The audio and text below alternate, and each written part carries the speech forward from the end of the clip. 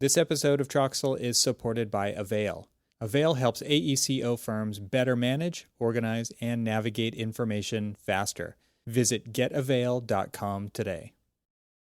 This episode of Troxel is supported by Confluence, a small conference event for AEC professionals and technology providers to discuss industry trends and ideas together. It's put on by the fine folks at Avail. You can learn more about the upcoming invite-only events during this episode. This episode is sponsored by ArchIT. ArchIT only supports architecture, design, and engineering firms at a price that would pleasantly surprise you.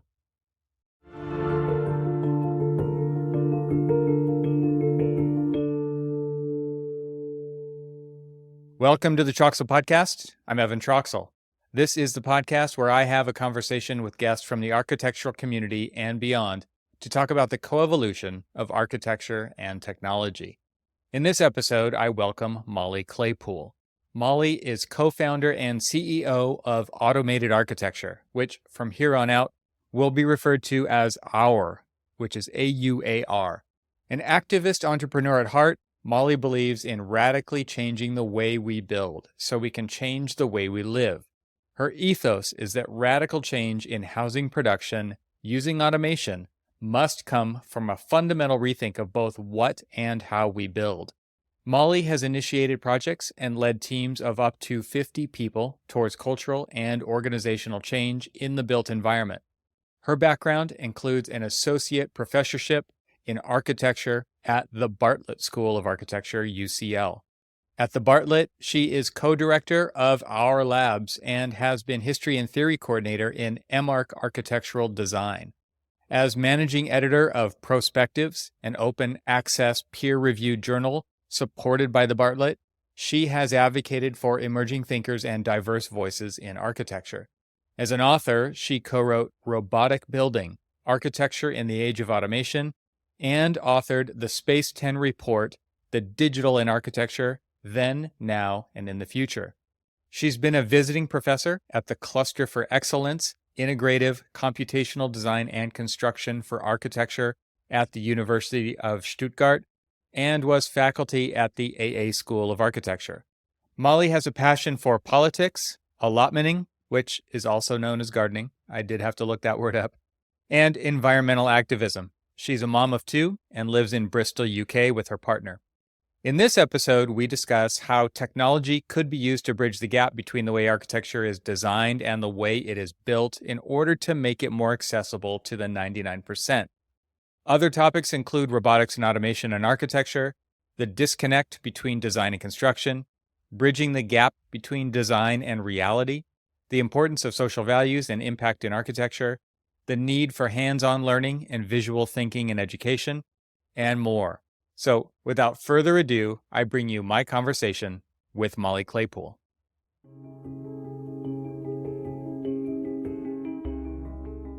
Mollie, welcome to the podcast. Thanks for having me. Yeah, I'm excited to have a conversation. This is becoming a theme. Robotics, obviously tech and architecture, all that stuff. But I would love it if you could give a background. How did you get to where you are now? Why do you do what you do? Let just paint a picture of what that trajectory has been looking backward and for the audience. Sure. So I started my professional career in 2008, which was obviously the moment of the last, say second to last financial crash. Right. And I graduated at a time where there wasn't really any work. Everyone was getting fired or made redundant because there wasn't any work. And I had just started a master's degree as kind of preempting that. And I finished my master's degree from the AA School of Architecture, which at the time was a very exciting place to be, where the Design Research Lab and others were doing really interesting work at the intersection of design, computation, automation, robotics. But what I felt was missing from the conversations that were happening in the Design Research Lab, and what I felt like was missing in previous generations of quote unquote digital architects, was a conversation around social values and social impact. And not to say those that earlier generation or that institution wasn't trying to have those conversations. I just felt like it wasn't really embedded into the way that we were using the tools and how those tools were enabling us to think radically differently about how they could change people's lives. So an Can example we of that. pause? Yeah, that's what I wanted to get to. Okay, I just wanted to pause the story there and say, what do you mean by that? So yeah, give your example. And because when you say social impact, I think like citizen architect kind of things. Mhm. But you might so anyway, you might think something different. So I wanted to hear what that meant. Absolutely. So a great example is that the digital architects of the 1990s, 2000s were mainly designing large cultural buildings. Mm, So, you have Guggenheim Bilbao, you have hmm Yokohama Terminal, you have really large cultural projects that are beautiful projects, don't get me wrong, innovative in and of themselves, but don't impact the lives of everyday people to the degree that previous projects in architecture that were really focused on questions of housing and everyday kind of access to good design were. And I saw that as a disconnect between me and other people. There was a lot of us doing this at the time, as a disconnect between the design tools that we were using and the way that the vast majority of buildings and homes get built, mm, which is very manual, very labor cumbersome work. hmm So even though we had the capability to design really interesting new forms of what architecture could be, there was that gap between the way that we design and the way that we build. And I saw that gap as actually really causing why architecture couldn't really reach the 99% hmm rather than the 1%, or at least hmm one of the causes. So we started thinking, okay, well, if there is this massive disconnect between the way that we design and the way that we build, you know, shouldn't the fact that technology is becoming more and more accessible make it more and more possible to begin to close that gap? And the way that we began to question that was not through the lens of using new tools just to design new forms and new shapes, but also thinking about makes up the very basic parts of what architecture is. Because, for example, in construction, you have buildings that are made of thousands of parts. Very difficult to simulate that. Very difficult to simulate the process of putting that together. It takes a lot of, in traditional ways of designing and constructing, it takes a lot of manpower to be able to produce the documentation needed. And we thought, okay, well, there must be a problem in exactly what we're building with, not just how we're building or just how we're designing. And that kind of led us to really designing, an architectural system for building that was truly designed for automation, truly designed for robotics, and designed for robotics assembly in particular. Interesting. I think about the words that you're using about manual labor and construction and assemblies of parts and thousands of parts and this kind of social fabric that exists between the 1% and the 99%, like that huge missing gap. And it is really interesting, right, to think about how, and you even made the distinction, like designing technology to design, I'll just use the word like crazier forms or, more innovative forms. And how much time is spent kind of thinking about and modeling all those intricate pieces that ultimately get put in place by hand, right? And there's just this giant spectrum in all of that. And the disconnected pieces of that spectrum really don't make it feel like a spectrum at all. Like you've got people sitting at desks, toiling all night long behind computer screens, modeling little tiny pieces that ultimately, like, they really don't know how they go together a lot of the time.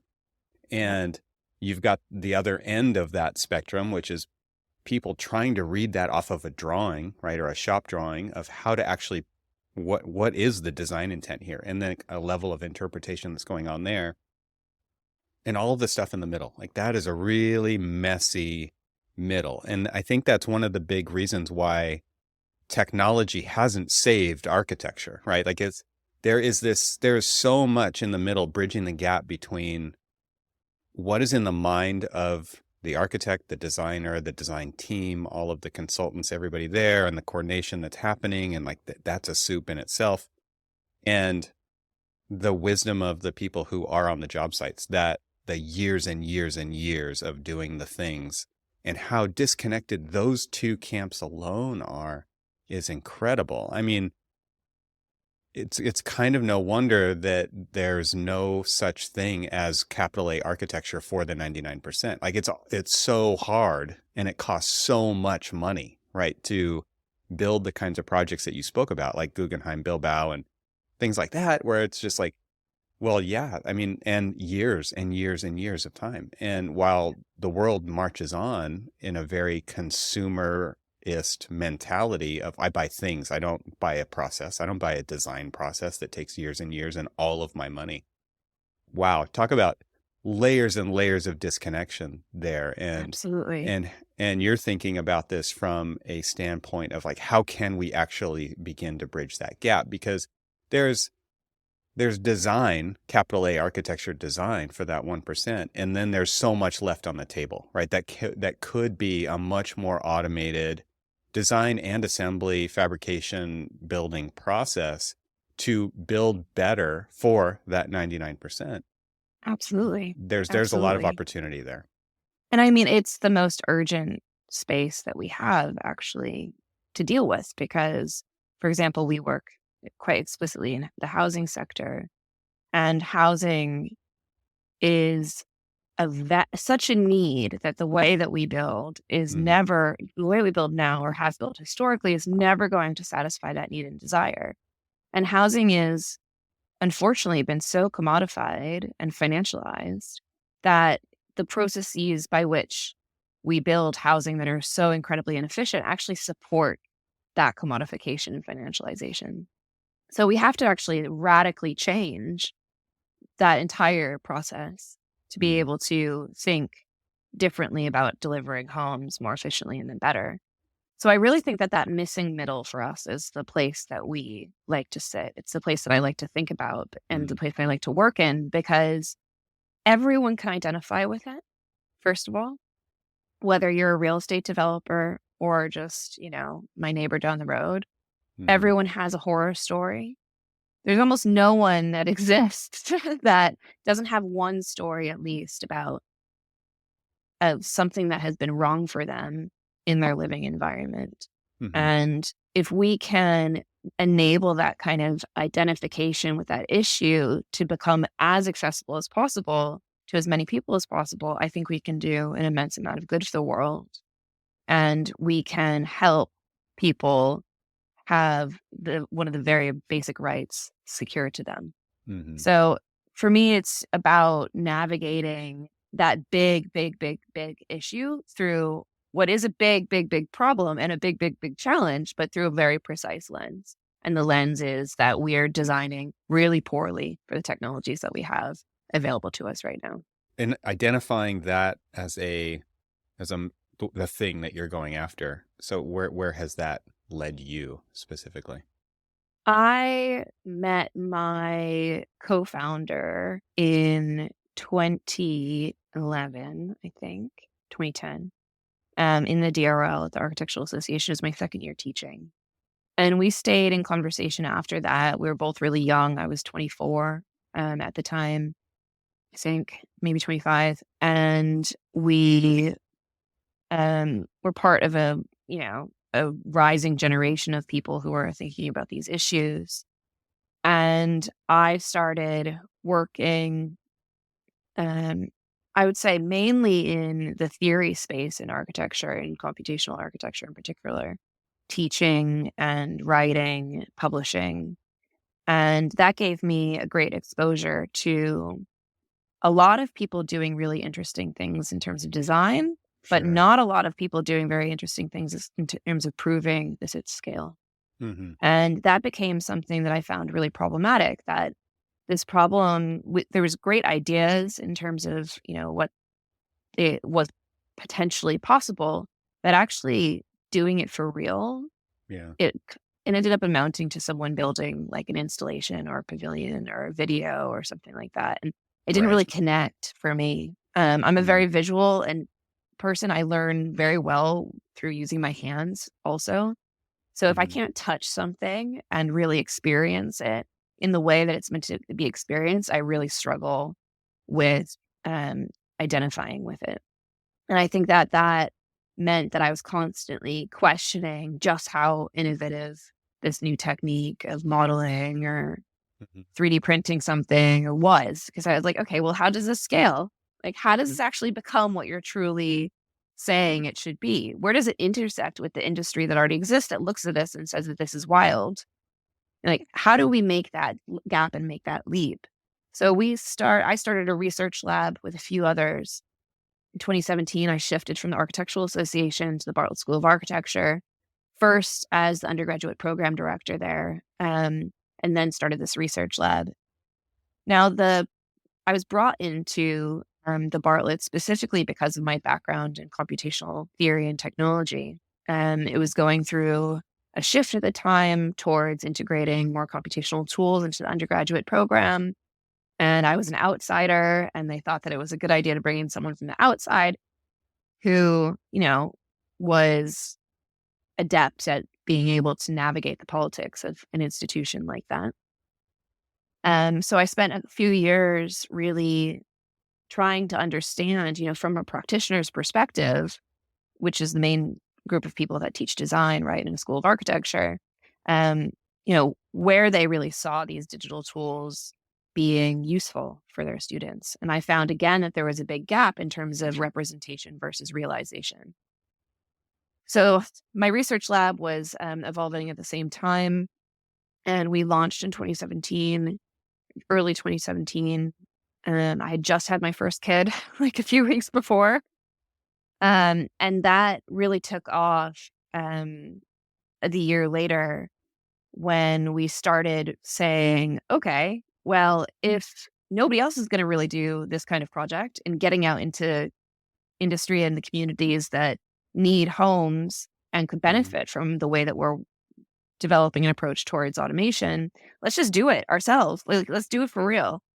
So we found some of our collaborators. I was part of the Southwest Creative Technology Network fellowship program out in the southwest of England for a year, and I met one of our first collaborators out at this um, digital arts and media association called Mill West Media Center.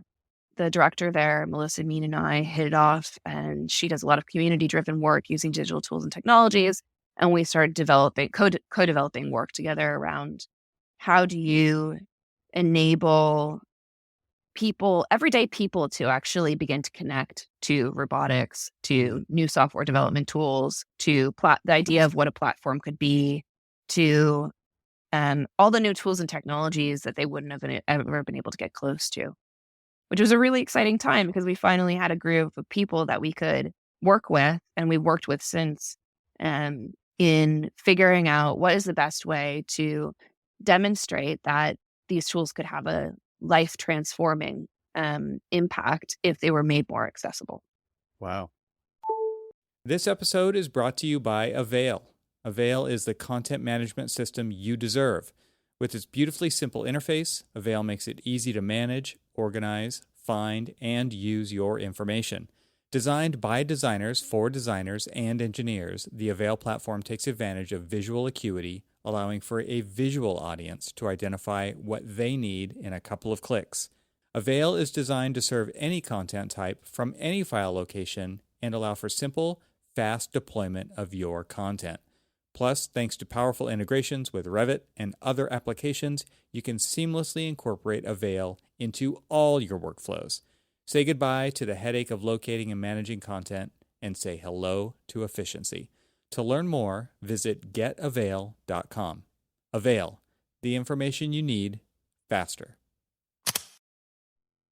I want to go back to something you said early on in that go right there, which was you learn through working with your hands and you're a very visual Yes. learner.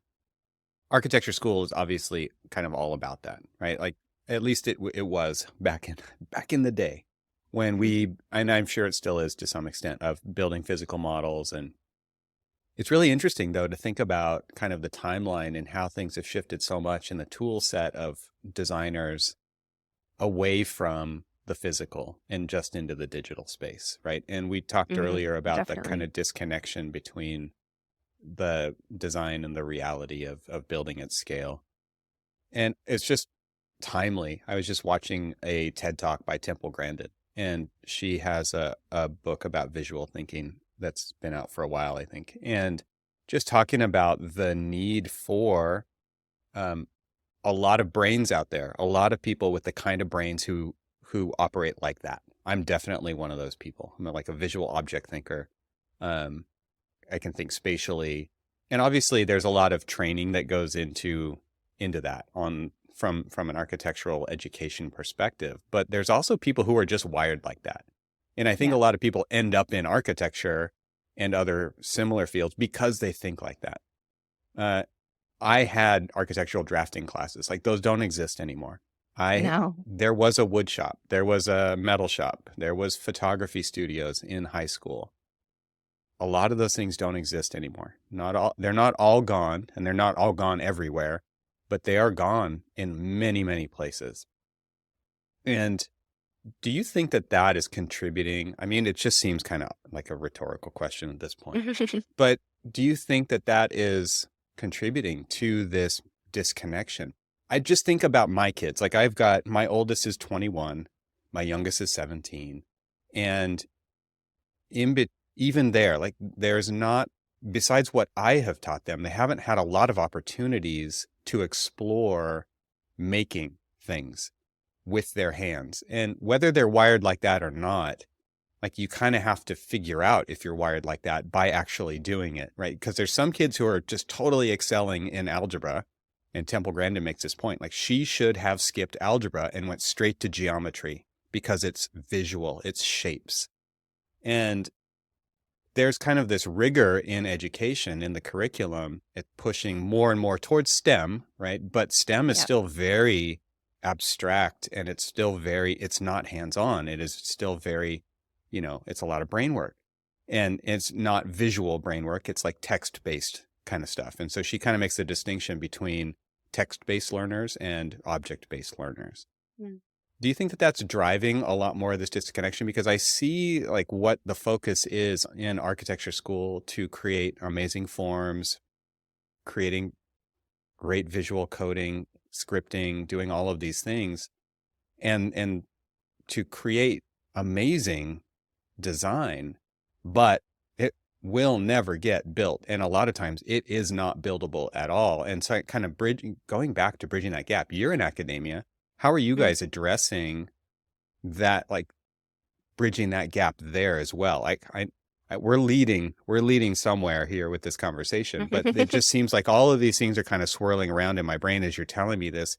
And obviously I'm going off on some tangents here as well, but digressions are encouraged, I think. What do you think about all that side of things when So it I comes think to there's academia? So I think there's a couple of different things that I can pick up on. One is that, I mean, architecture, since the beginning of it being called architecture, was disconnected from the practice of building, Hmm.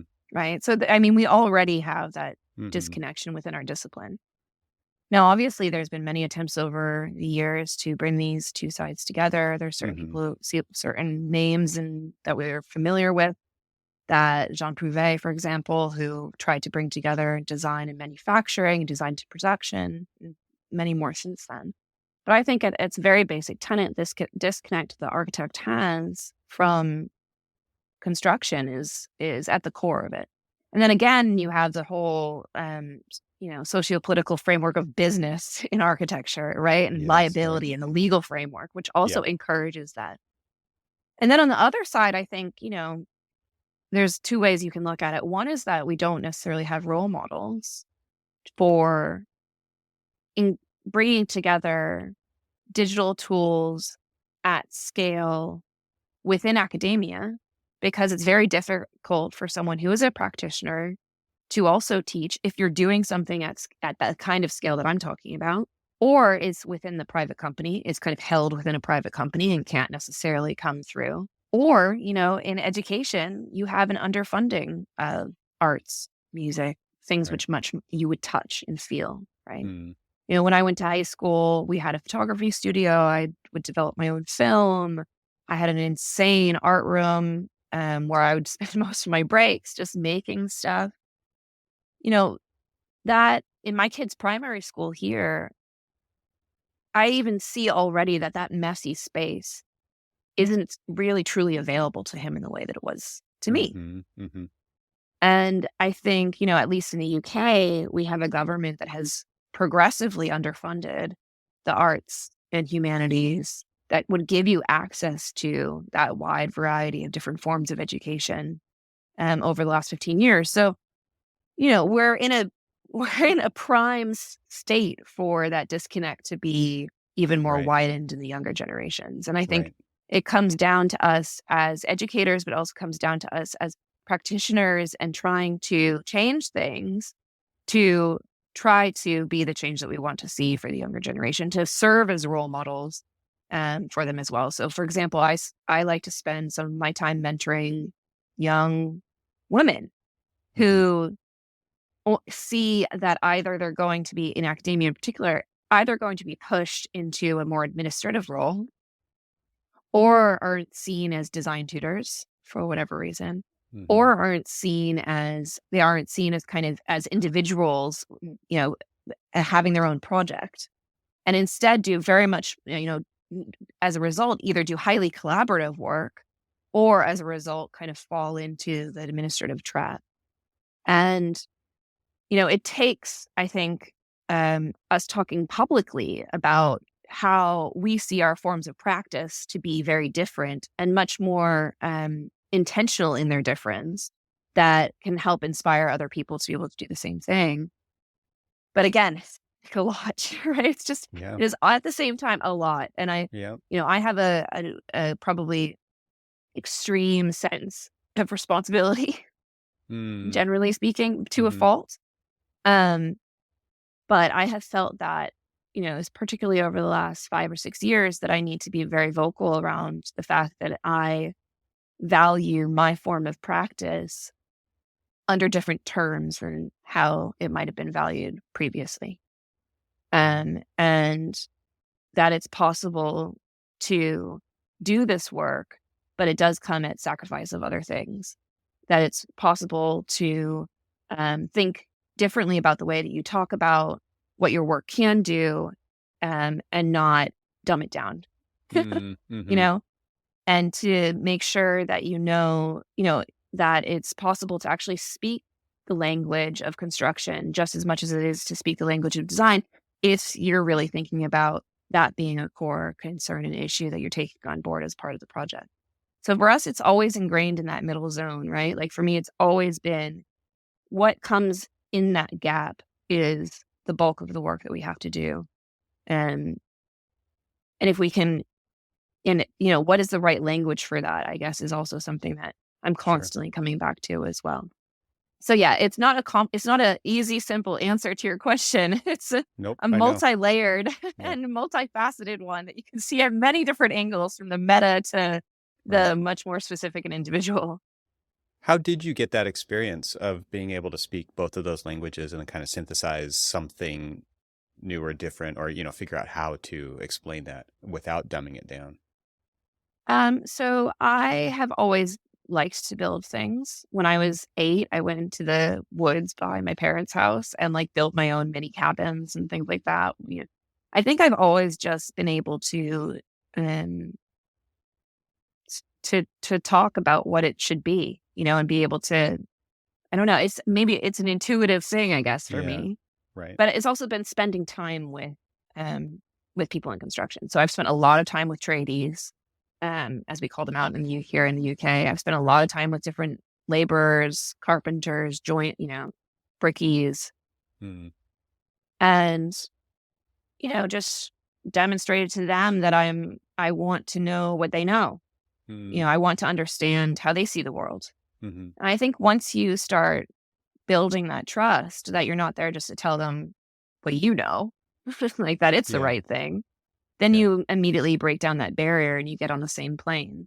So in my work, I've always, I think, taken a very community driven approach, even just the way that I have a one-to-one conversation. And that has helped me a lot in having some what could be really difficult conversations with people on site. There's not a lot of opportunity for people in architecture to do that, right? There's like, it's like keep people at their desks, keep people productive. And then that means you can't, just because you're so focused on that means that there's just no time to do the other thing. It's away from the office. Obviously, people can take a proactive approach to this and make it happen. Yes. But I think at scale or at large, that isn't really happening. There's not that opportunity. No, I think you do have to take a proactive approach to it. I think that, and that's a shame, but it's also an opportunity to listen. Yeah. And to know that you aren't the expert, right, in someone else's reality. Like just that as a base level is very difficult for a lot of architects to consider because they have, 8 years of education or however long, years of studying, the expertise issue, I think, is a big one that we have to confront. And as soon as you admit that you're not an expert in someone else's lived experience, then that really breaks down, your own perception of your role. So yes, you can be proactive in trying to gain those experiences, but I also think it's a mentality for how you do work too. Even if you're just in an office and whatever you're doing, I think you can still, if you can transform your mentality about it, then you can actually open yourself up to opportunities that wouldn't necessarily seem as obvious the opportunities to begin with. Yeah. The whole point of, going to architect, well, not the whole point, but one of the major kind of underlying things about architecture school is it's training you for a white collar job, right? And then there's this blue collar job, in, I guess it's not even in air quotes, it's a real thing. And there's a huge shift been away from blue collar work for a very long time, right? Especially with people going to university. I mean, it's all about training people to become knowledge workers. It reminds me of a book I read a long time ago, and I need to reread it, called Shop Class as Soulcraft. And it's about the value of blue collar work. Can't exactly remember the author's name, Matthew something. I'll look it up and I'll add it to the show notes. But it's coming from the perspective of a guy who I think he was a psychologist, ended up working at a think tank, like very cerebral, very white collar training, and then opened up like a motorcycle maintenance kind of job and just really got into the value of thinking with your hands, putting things together, taking things apart, like the puzzle aspect of it. And it kind of gets back to this whole idea of what your brain is wired for. And I think about students who are growing up in urban areas. Like you said, you went out to the woods and you would build stuff. And that opportunity barely exists in urban centers where these big architecture schools are, and construction sites are run by regulatory agencies, right? And so you can't just walk onto a construction site, like OSHA's there or whatever, and there's risk and there's all these things. And so it is hard. Like, so being proactive about that is something that there needs to be advocates in every area here for that bridge to get crossed. I mean, if there's no advocacy, if there are people who are just trying to fit in and make sure all the boxes are checked, and it's going to keep everyone in their lane, right? And so to build that advocacy across all of these different silos so that the cross-disciplinary connections can be made because there's value in those, it needs to be somebody's big project, right? Like this is absolutely. I think that is ultimately an amazing space to be working in. And I think also it comes down to, it doesn't even need to be about working in a construction site or having access to a field. It's about this idea of,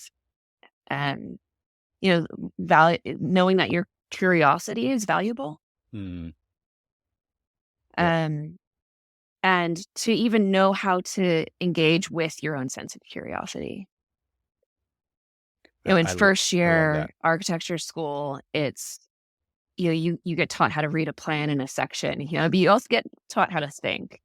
And if that could happen even earlier in education, a successful education for me would be able to be taught that as early on, that your own curiosity is valuable. And that enables you to tinker, right? Even if it's just in your thoughts, Sure. tinker with ideas and creativity and to explore how things feel for you, how your view of the world is unique and can be seen in different ways. And I think that, architecture school does do that to a certain degree, but then it doesn't find a way to translate that tinkering, hacking, curiosity into how to converse in a professional environment. Well, and that's where we have a great opportunity to learn from sociology, right? Because they know how to ask the right or anthropology. They know how to ask the right questions to get people to share their own lived experiences. So I actually draw a lot in my work from anthropological techniques that allows me to kind of open those doors rather than to assume that they're closed. Most jobs for recent graduates are just do the thing, right? Apply the skill. Don't be curious. It's amazing how much curiosity is available in those people who just came out of the most incredibly creative time in their whole life so far. The output is insane. And then it's sit in the chair and draw the lines that somebody else is telling. It's what a shift. And how many people does that neuter within the next 5 years to just do the task, just be a task generator? Yeah, I mean, I can count, I don't know, on two hands of 80 of us, people that I know are doing interesting things from my graduating class. Yeah. Which is, there are people who are still doing some interesting things, but a lot of people have left, because they either got burned out or their job was too dull or they went into another direction. Or demoralized or underpaid for too long or whatever it looks like, And I think to be able to know that it's also okay to have that alternative path is something that we should encourage much more. Oh, yeah, that's a big deal. Yeah, at AUAR, we have always tried to do a different form of practice, not be an architecture practice or an architecture firm as, quote unquote. Try to do a different form of practice, try to organize in a different way, try to have a different kind of hierarchy and structure to try and live our values, which are ultimately about being able to be as accessible as possible. This episode is sponsored by Confluence. I've invited Randall Stevens, the CEO of Avail, to tell you about it. In 2019, we held the inaugural Confluence event, which was designed to bring together the product managers, the technology developers that are working on the products used daily in the AEC industry, and put them in the room with the design technology leaders from the practice side that are actually implementing and using these technologies. The goal isn't to sell anybody anything at these events. The goal is to get a better understanding of what's working, what's not working, and what would be the best products to develop to be implemented in the AECO industry. We've held these 3-day Confluence events the past 4 years and attracted over 100 attendees. We have an exciting agenda plan for our annual event in October. The theme this year is going to be focused around AI and machine learning and its applications in the AEC industry. You can learn more about Confluence at getavail.com/confluence.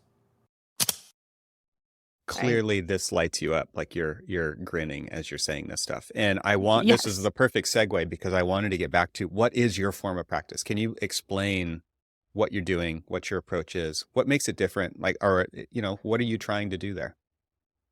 So at Automated Architecture, we set up as a tech company.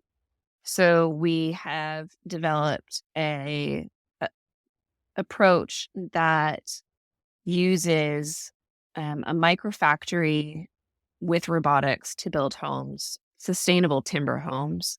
And essentially, we've productized a house or housing. And it has a lot of connections to the 1950s stories of post-war housing, right? How do you get as much housing as possible that's decent quality up as fast as possible? And the only way to do that is to do manufacturing, to manufacture homes. There's no way to do it with the way that we build traditional timber frame or concrete block or precast concrete or whatever, because there's too much infrastructure that's needed. So at AUAR, we really focus on providing the technological infrastructure to make builders able to build more efficiently with much less risk. So the way that we've done this is we've developed a series of housing products that are high quality, sustainable, net zero homes, beautiful, simple, but beautiful homes.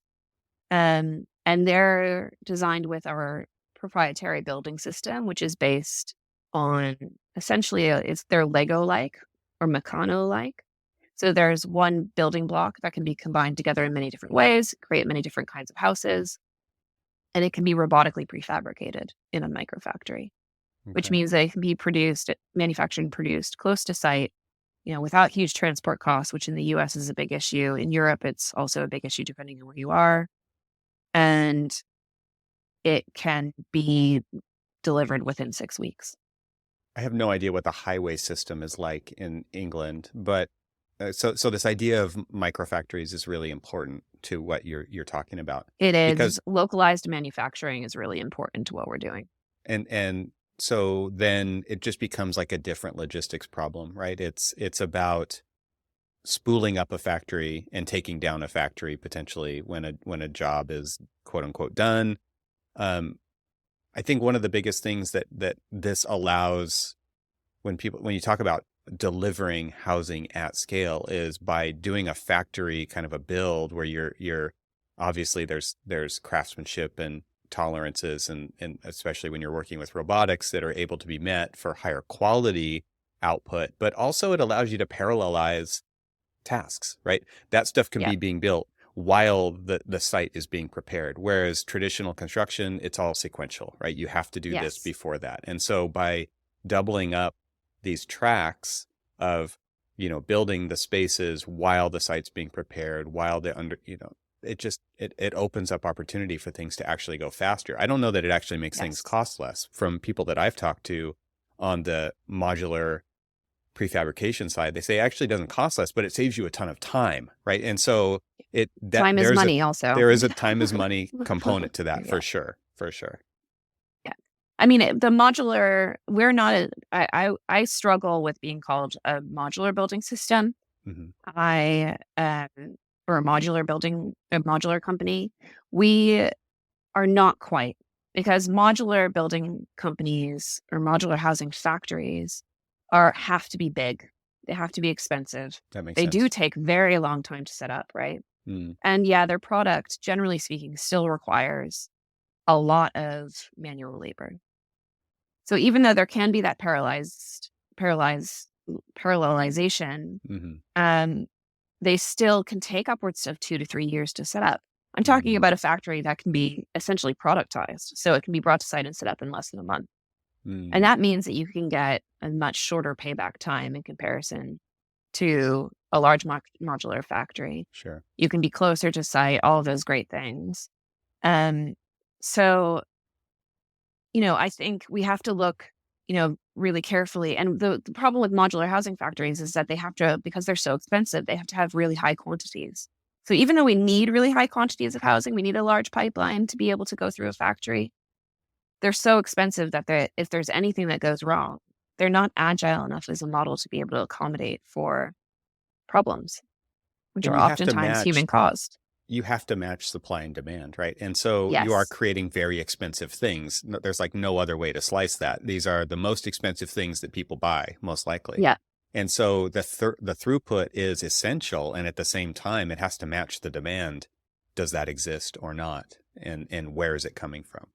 Which is why a microfactory is great, right? Because you essentially can be able to adapt the microfactory to your pipeline rather than your pipeline having to adapt to the factory. Or the factory having to fail the pipeline. By adapt, what do you mean by that? Do you mean the size of the factory, the throughput of the factory? The factory has a set throughput, but it's a modular factory. So you can have multiple factories, copy and paste next to each other to make a larger factory. And because we have a networked approach in that we're developing a microfactory network of many smaller microfactories. If one part of the network has a larger pipeline, you can actually pull it through another microfactory in the network that might have downtime. Okay. So it allows us to be much more agile and adaptive to the supply and demand shifts that the market inevitably will have. It's like a decentralized model, right? It's like this Yes, sharing of exactly. resources. Okay.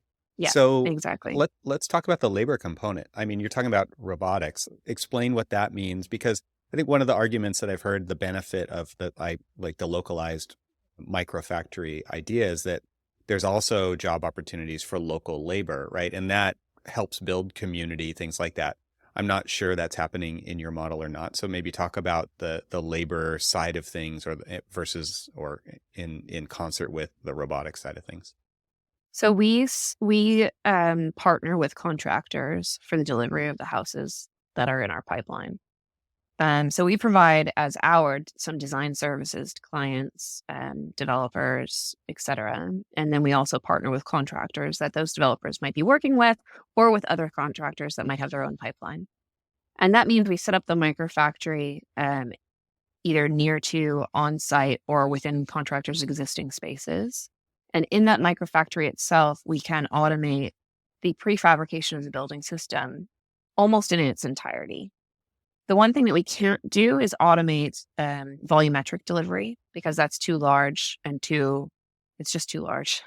But we can do a pretty good job of that with gantry systems and tracking systems. So we essentially go from a sheet of timber to as much of a finished house as possible within that microfactory. It still requires some manual labor for finishing.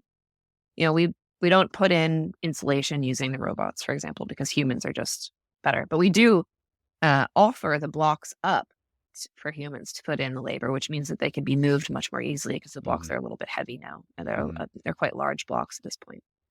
So we use the automation in the microfactory for the things that would either be very slow for humans to do, moving blocks around, very hard for humans to do, moving blocks around, assembling blocks, which is very repetitive work that takes a lot on your body. I've assembled probably 1,000 blocks at this point myself over the last few years, and it is painful. It's like you don't want to be doing it. So we do the most high value add parts of the production chain with the robotics, and then the most high value add parts of the production chain with people that for their skill sets. So it really is kind of this, I hate to say well-oiled machine, but you've taken the best parts of both worlds, right? To be able to drive the most value at the least physically detrimental parts for the people, right? Put that on the robots. Exactly. Yeah, that makes a lot of sense. Because also, we have to reckon with the fact that in construction, the largest increasing age group is 60 plus. That makes total sense. So we have a labor crisis. We can't be giving people to do terrible jobs anymore that are physically demanding on their body. There is that part, that the terrible part of the jobs. And then there's the part of like, nobody wanted to send their kids to school to become those part of the job, getting Absolutely. back to that blue collar work. Yep. So it's interesting. So with this new model, is it attractive to younger generations? I kind of assume exactly. it is. It's a tech job, and it's cool, right? They're working with robots. That's awesome. So we got a lot of people inquiring to work with us, because they see a robot. They might have done we get a lot of people who play video games, for example. Sure. They identify already with these technologies. They might have built some of their own tools already, and it all of a sudden becomes cool. And the other thing to say is that even a job as someone who's a technician in an AUAR microfactory, you don't need to be a roboticist. Right. You can just be a kid who's interested in tech or wants a job. Yeah, it could be almost anyone. That's a lot of the work, that community work that I've done, is about like testing out if that was really possible. So all of the kind of interfaces that we've developed for the tools that we use are designed to be low threshold. because it's important. It's an important part of our differentiator is that we can enable a different subset of the population and different demographic to want to do this work. Right. So what's that? I mean, you said it's attractive to people. So what does that mean for you? I mean, that it seems like you are creating a portal for people to get into this industry who probably never had it on their radar. So like in raw kind of what's your sense of how attractive that's really been for the younger generation to get into? So we've done a lot of work in the States would be high schools, but here they're called colleges, 16 to 18-year-olds who have started to specialize in their interests. So we've done a lot of work in bricklaying programs and carpentry programs, multidisciplinary programs. And as soon as you show people that they can work with a robot, they get really excited. Mm. That's the main thing. They're like, robotics? Awesome. And it's also just really important because in the UK, the demographics of people who are working as casual laborers on job sites are also the demographic of people who have the least success in school. Yeah. So in traditional school. So Sure. if we get them at age 16 to 18 before they even go out into the workforce, we're demonstrating that there's a potential opportunity space that's growing where they can have quite a lot of ownership and authorship by using the knowledge that they might have gained already from some of their education. And by tapping into a bit of knowledge and a bit of the way of working, this idea of visual learning or being an object learner, tapping into that earlier before they, let's say, get too conditioned by traditional construction to not see the opportunity space that exists by working with them.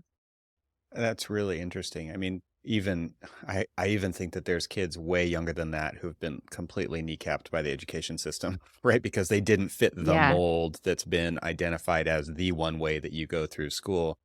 And I mean, it's really, I mean, it's great that you're reaching kids as young as 16. And at the same time, it's like, I wonder how many students don't even make it that far before Totally. they're just and I also really appreciate your perspective on showing them something that is exciting and mixing that with kind of traditional construction jobs, because traditional labor in construction sites is kind of backbreaking,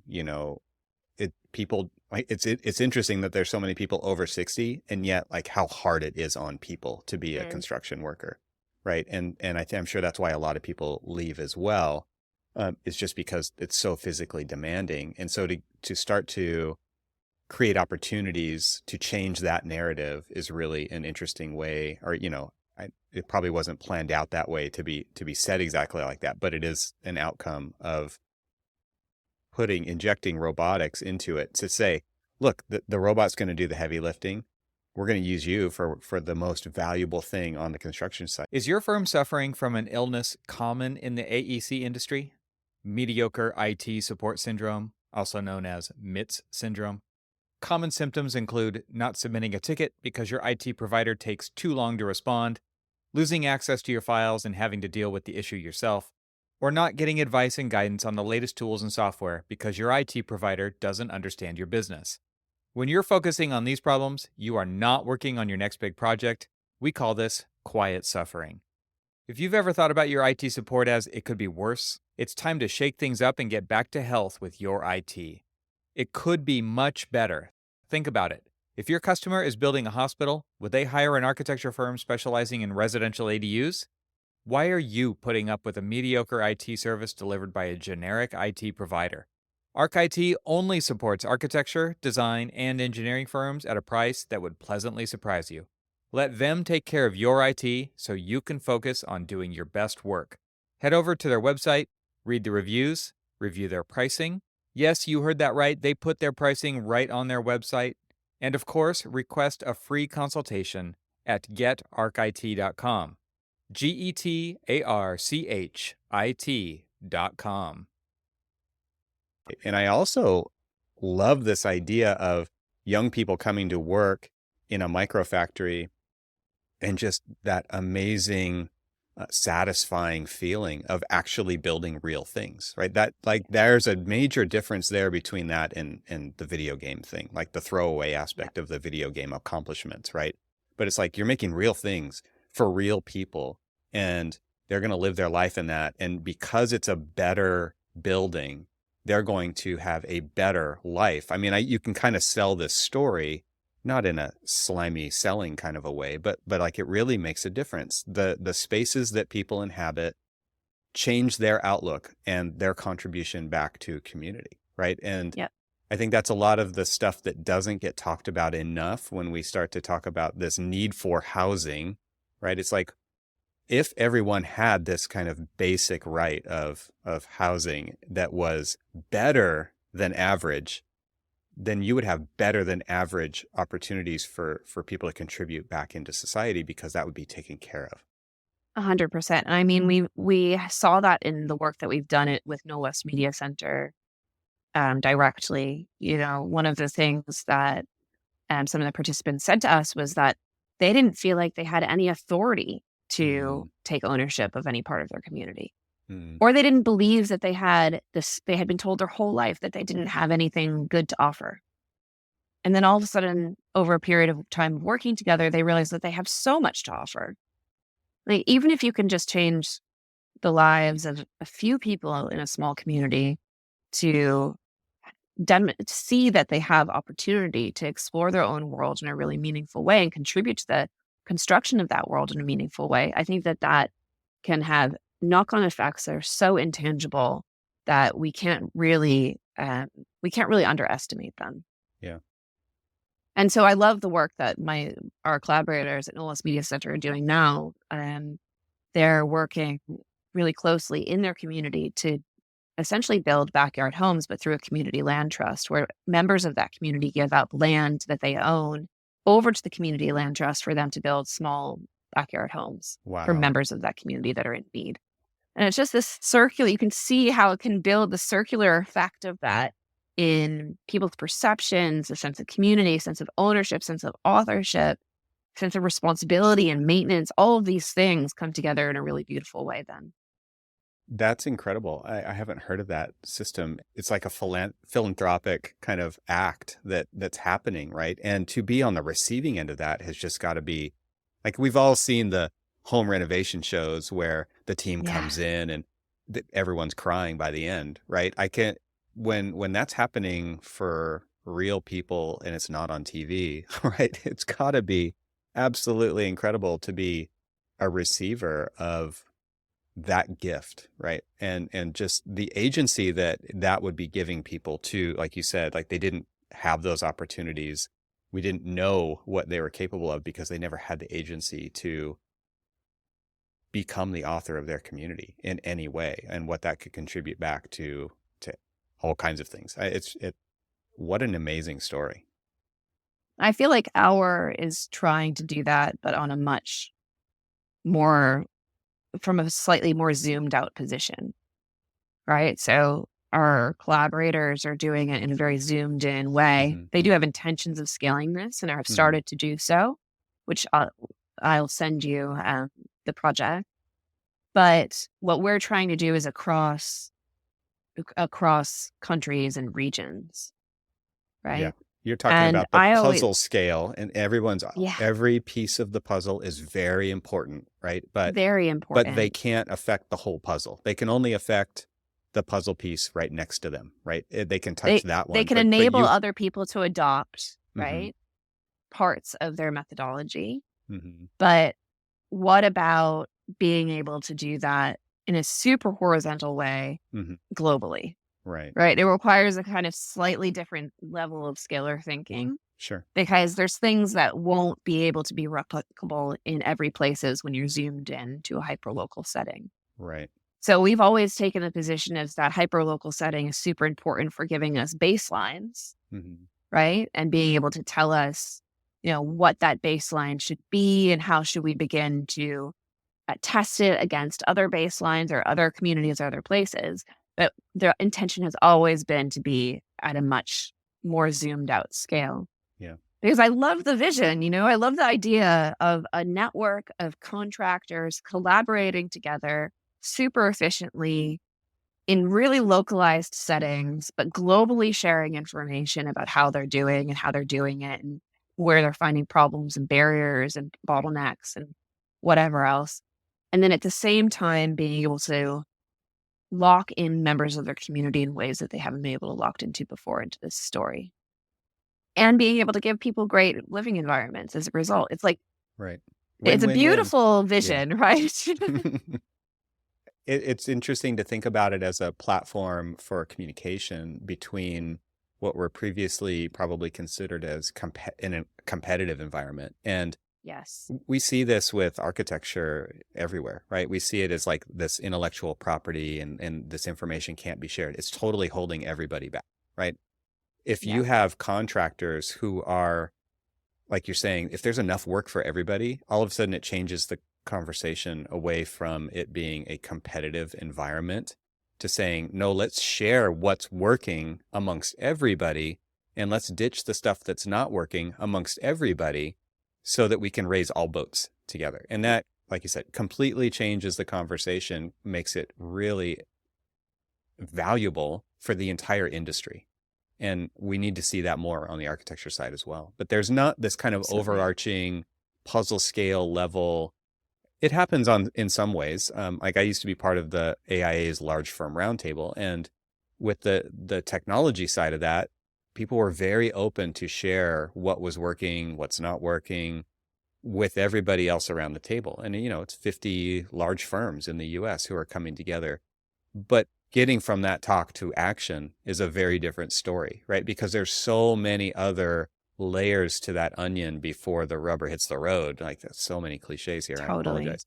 But it's one of those things where it's like some sharing is happening, but if it isn't actually making its way to the person who swings the hammer or operates the robot, then it doesn't actually matter, right? It actually has to trickle down.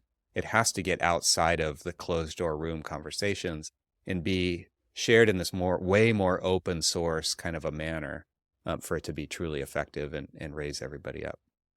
Absolutely. Absolutely. And I think, part of the way that we can begin to get people onboarded into this kind of project, or at least the scale of this kind of project, is by, the way that we've done it, at least, is by demonstrating the value add. So, at least in Europe, ESG requirements are becoming very strict for contractors. Sustainability is becoming a very large issue. Being able to demonstrate the benefit of localized manufacturing on those issues, working in this way on those issues, has been a huge way to convince people that they can do it. And the other way of doing it, of course, is by cost, right? Being able to show that you can still save money and increase your margins by working in this manner, because you're being able to benefit from everyone that's participating in the network, is something that really gets people quickly interested, right? So in AUAR, we say we have been able to demonstrate that contractors can 5 times their margins by working with us. Imagine the freedom, right, that comes with that. That's incredible. It can upend a lot of the normal conventions. Obviously, when it comes to developers, they have their own cost structures and things like that. But if we can deliver a more de-risked and predictable product and enable contractors to operate in a far less precarious environment and still be able to keep their costs down in terms of how they deliver projects, like, it's a win. Do they become salespeople in your marketing department? Like, you know what I mean? Like extended version of that. But do they if there's that vision there and they're like sold on it, I'm in, do they then start to tell that story to their local communities? Yeah, I mean, there's definitely a kind of early adopter effect, right? So I see that network effect as being super beneficial. Where we actually get a lot of marketing opportunity from is other architects. Interesting. So we have, a very extensive international network of architects that we either know or have worked with or know of us. And we get a lot of inquiries from people who would like to work with our building system. And, that is something that's really exciting for us, because essentially, we are showing people that it's possible to still have work with a building system, but still have a huge degree of creativity. Yeah. And that for architects is really exciting, and also Sure. de-risking some of their other problems. Yeah. And it as gives them well. a way to kind of dip into this productized architecture segment, which most architects aren't working in, right? So it's got to be Exactly. this, it's another incentive to, like, architects are just kind of insatiably curious, right? And so this other thing that's now out there that they've become aware of has got to be really interesting, kind of tantalizing to go like chase that and see where it goes. That's pretty cool. Totally. Giving people a kind of opportunity to explore, the best parts about being an architect, which is being a creative rather than, having to worry about how things go together all the time. Mm-hmm. And like the unknowns that come with that sometimes too. And with us, there's a level of predictability, transparency that you can't get unless you've tried and trusted things many times. And it's got to be closer to, like, you actually have bridged the gap by creating this network of construction professionals, and you've got this, obviously, the handle on the architecture side to be able to, and even the piece in the middle of manufacturing and production. It's like, here's what we know. And it's like, it almost becomes like this Wikipedia of AUAR, right? Which is, here's how we do it. Here's what works. Here's what we know doesn't work. And like, that has got to be an incredible resource to have your finger on the pulse of all those things, because in traditional practice where I come from, right, it's a low bid scenario and it's adversarial by nature. It's designed to be that way, right? It's and under the guise of, like, we're protecting the public to get the lowest cost possible. It's like low fee, low bid. What could go wrong? Everything could go wrong, it turns out, right? Yes, and so totally. It's rare when it actually works. And those stories are like the stories of legend when they're incredible. But if that becomes normal, if that's normalized, that changes the game for everybody. Totally. It does. Well, Mollie, this has been a fantastic conversation. I've had a lot of fun. Thanks. Me too. I would love to point everyone in your direction. So give everybody the URL where they can head over to see your work. And I'll include all the links in the show notes so they don't have to memorize it. But I would love to give you kind of the opportunity to tell everybody where you're doing your work online so they can follow along. Great. You can find us at automatedarchitecture.io. I'm on Instagram at Mollie Claypool, and our is __ AUAR. So Perfect. We're on all the social media. Come find Great. us and follow us. Thank you, Mollie. This has been wonderful. Thanks, Evan. Thanks to our sponsors, and thanks to our members this week. Find out how you can become a member at trxl.co. And I'll talk to you again next week.